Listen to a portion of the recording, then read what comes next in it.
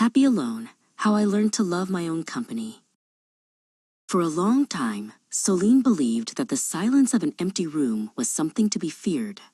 She sought the noise of the city and the chatter of crowded cafes, thinking that being surrounded by people was the only way to avoid the ache of being lonely. But even in the middle of a bustling market, she often felt like a ghost, drifting through a world that didn't quite see her.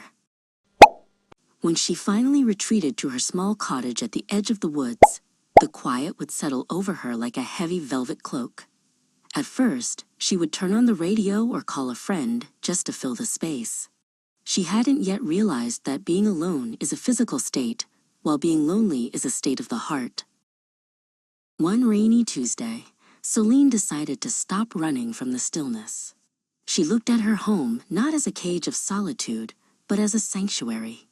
She began to see the empty spaces as invitations rather than gaps.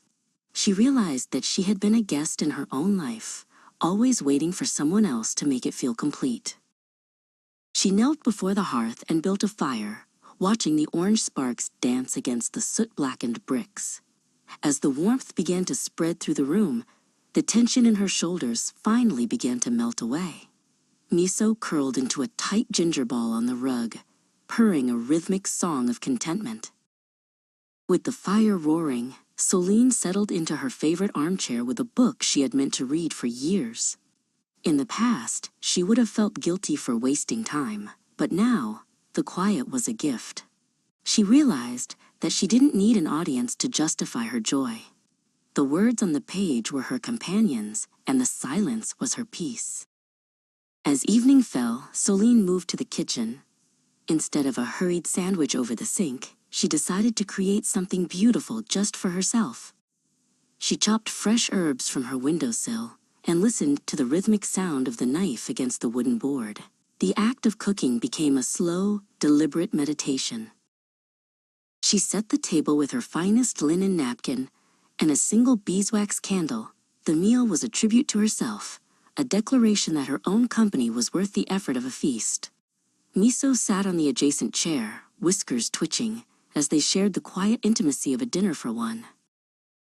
In the days that followed, Soline found that her creativity began to bloom in the soil of her solitude.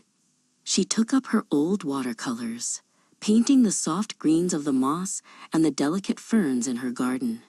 She discovered that when she stopped performing for others, she could finally hear the melody of her own thoughts.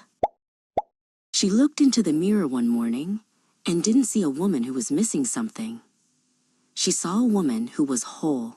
She realized that she had become her own best friend, the kind who listens without judgment and offers comfort without needing anything in return. The fear of being alone had been replaced by the power of being self-contained. Soline stood on her porch as the moon rose over the trees, Miso weaving between her ankles. She understood now that the relationship she nurtured with herself was the foundation for every other connection in her life. By learning to be happy alone, she was finally ready to be truly present with the rest of the world.